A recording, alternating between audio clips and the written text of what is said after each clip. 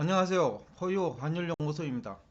이번 시간에는 금리는 피상적인 문제고 근본적인 거는 이제 물가 문제죠.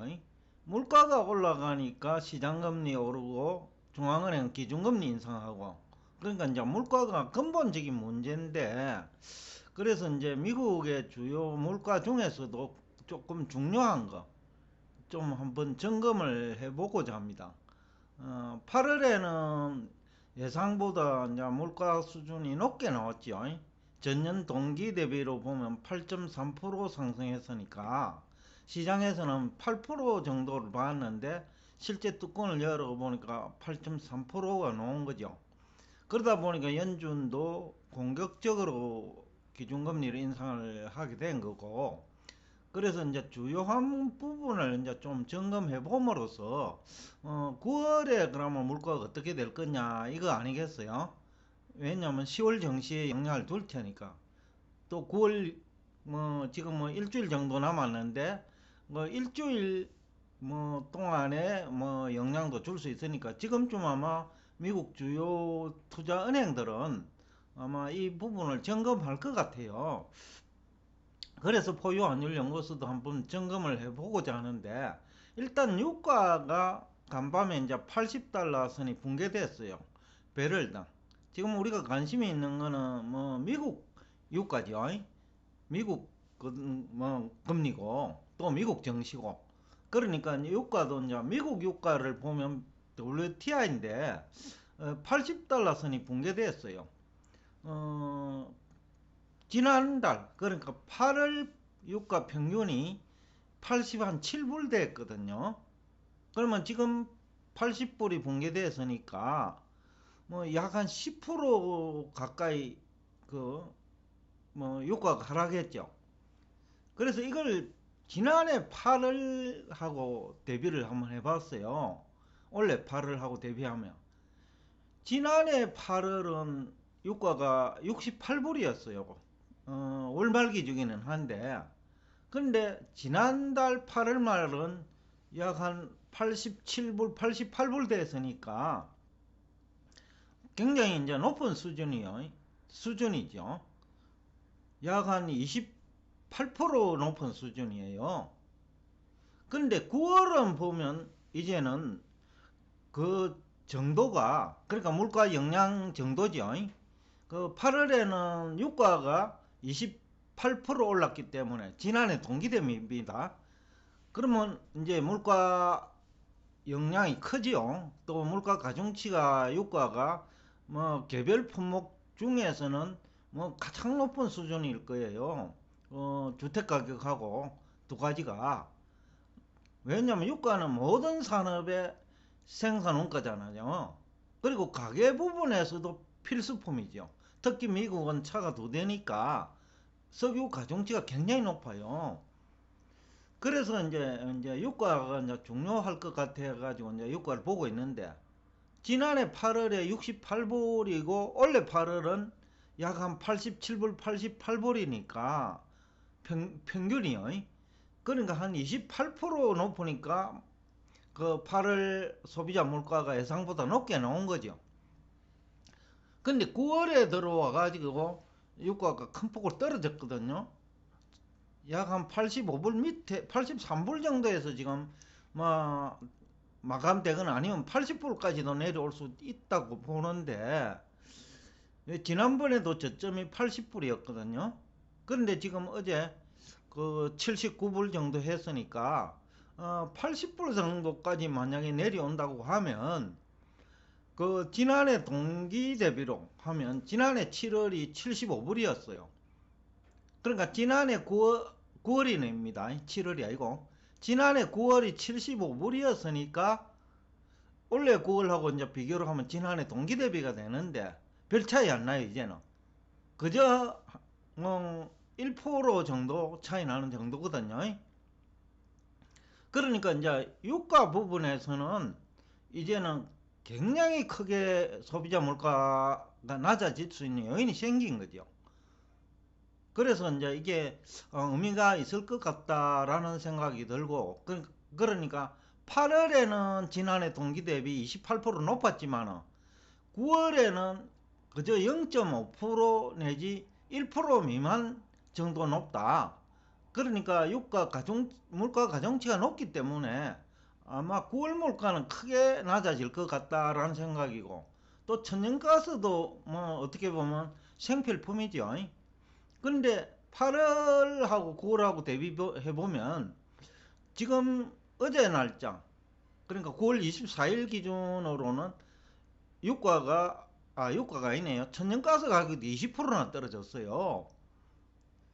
그러니까 유가도 20% 가까이 떨어졌고 천연가스 가격도 20% 떨어졌으니까 이 두 개를 합치면 물가 가중치가 굉장히 높은데, 그래서 이제 요게 의미가 있을 것 같다라는 거죠. 8월보다는 물가가 크게 낮아질 수 있는 요인이 생겼다.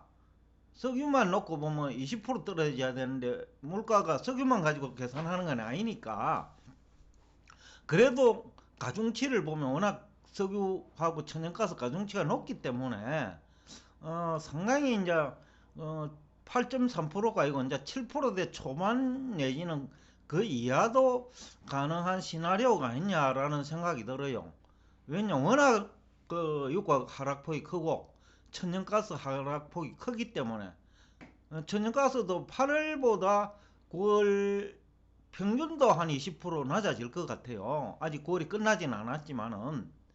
그렇다면 이제 에너지 쪽에서는 유가가 단일 품목으로 20%지만 가중치가 높기 때문에 1 정도는 충분히 들어올 것 같다. 1 정도. 지난달 8.3이면 뭐 7% 안팎 정도 되지 않을까 싶어요.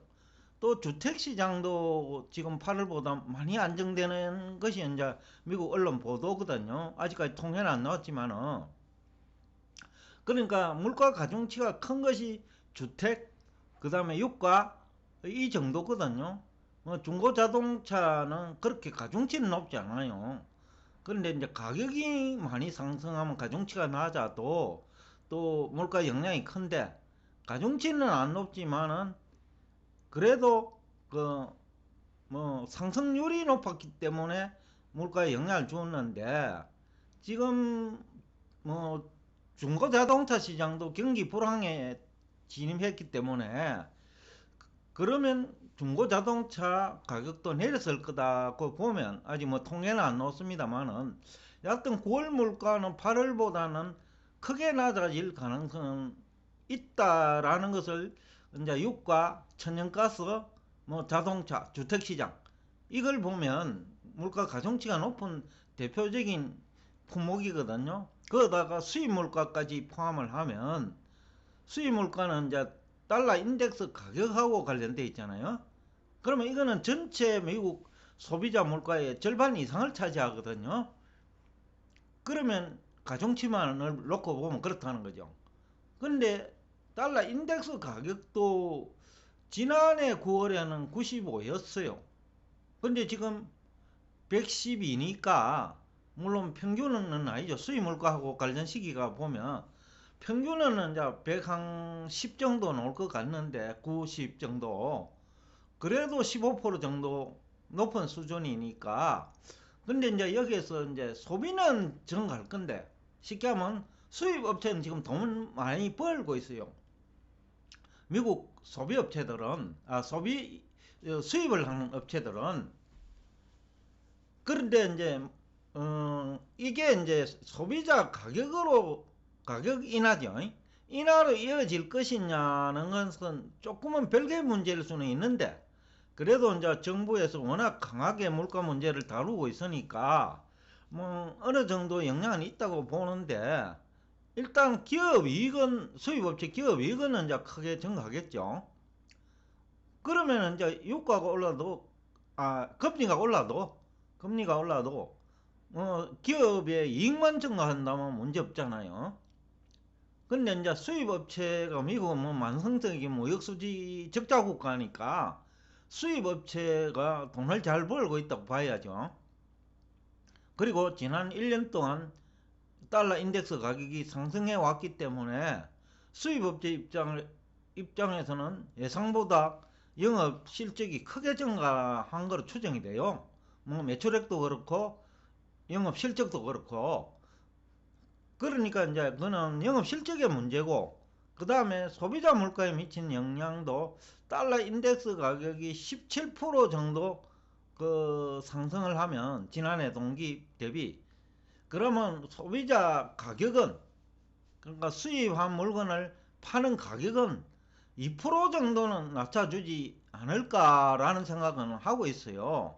아무리 수입업자가 그 장사꾼이라 하더라도 달러 인덱스 가격이 112라는 것은 결국은 수입 가격이 많이 내렸다라는 거거든요.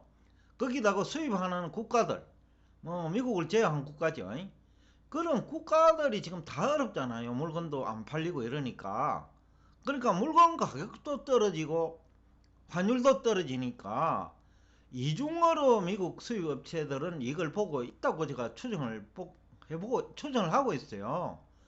그렇다면 미국 기업의 이익은 그렇게 훼손되지는 않을 것 같다라는 것이 뭐 포요 환율 연구소 분석이에요. 물론 전반적으로는 문제가 있겠지만은 수입 업체가 워낙 이제 이익이 좋기 때문에, 또 미국은 뭐 대부분의 이제 생필품을 수입에 의존하고 있으니까, 그리고 이제 멕시코나 캐나다 등지에서 생산한 물건이죠.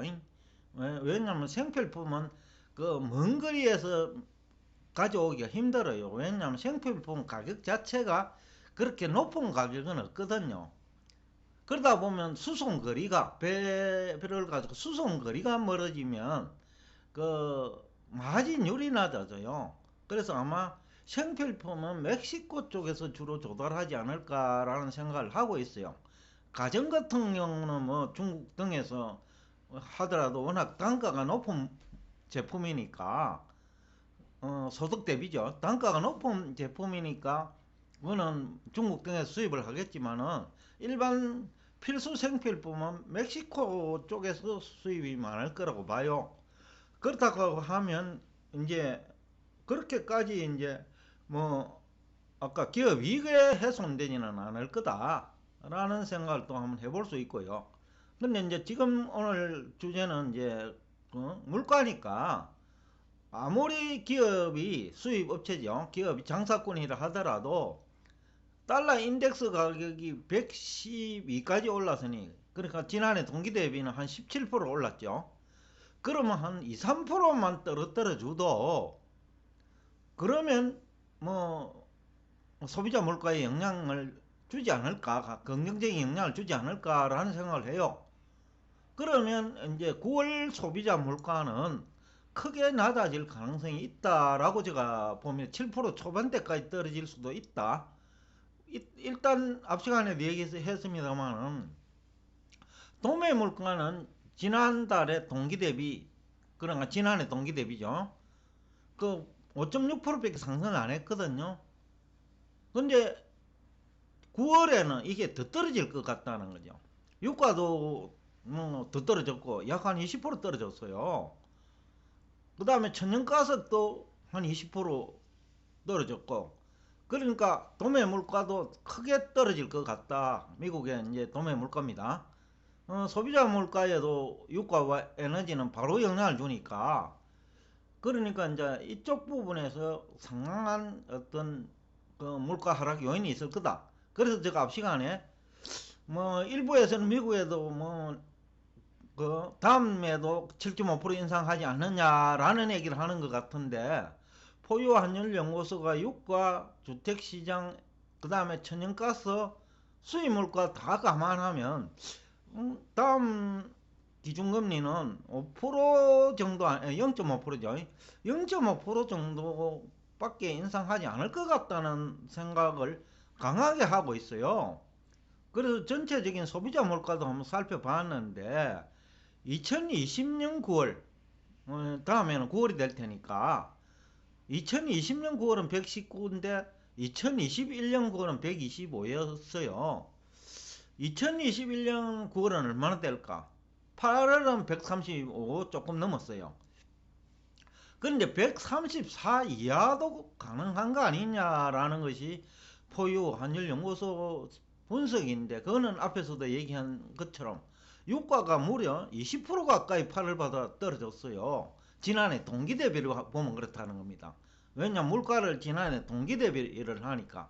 유가 자체는 한 10% 떨어졌는데 지난해 동기에 유가가 높았기 때문에 동기 대비를 하면 지금 뭐 크게 유가가 떨어졌고 에너지 가격도 크게 떨어졌다는 거죠. 그래서 134까지도 갈 수 있다. 그럼 7% 초반 내지는 7%도 무너질 수 있겠다라는 생각을 하고 있어요. 그러면 이제 시장에서는 소비자 물가가 예상보다 큰 폭으로 떨어지죠. 7% 초반까지만 떨어져도. 그러면 이제 공감대가 이제는 물가 안정 기조가 잡혔다라는 뭐 얘기들이 시장에 이제 확산되면서 주가에 미치는 영향도 긍정적이지 않을까. 아마 지금쯤 미국의 주요 투자 은행이나 기관들도 이 유가와 천연가스 가격 하락, 그 다음에 환율 상승에 따른 그 수입 물가 하락, 이 부분을 점검할 것 같아요. 왜냐하면 연준 의장이 물가가 2%대까지 떨어지는 것이 눈에 확실히 보이는 기간 동안에는 기준금리 인상하겠다라고 했으니까 모든 그 기관 투자자들이 이 물가를 한번 추정해 볼 것 같아요. 포유 환율 연구소처럼. 근데 포유 환율 연구소가 주요 품목을 보면 8월이 8.3% 상승률이죠. 뭐 7%대 초반까지도 들어올 수 있겠다. 지금 유가가 너무 떨어졌고, 왜냐면 지난해 동기 대비를 하잖아요. 지난해 동기 대비로 보면 8월 유가는 그래도 약 한 20% 높았거든요. 28%. 그런데 9월로 보면 1%밖에 안 된다는 거죠. 유가도 마찬가지고, 천연가스도 마찬가지고요. 그러니까 이거는 큰 거죠. 가중치가 높기 때문에. 그래서 9월 물가는 주택시장도 유가도 천연가스 가격도 중고차 가격도 그 다음에 수입 물가 모두 뭐 크게 낮아질 것 같다. 그래서 9월은 아마 지금 시장에서 예상하는 것보다 거의 전문가들이 8월이 그렇게 올랐으니 9월도 별 볼 일 있겠어 라고 많은 사람이 생각을 하겠죠. 그런데 구체적으로 뜯어보면 9월은 크게 낮아질 수 있을 것 같다라는 얘기를 하면서 오늘 여러분과 대화를 여기서 마치겠습니다.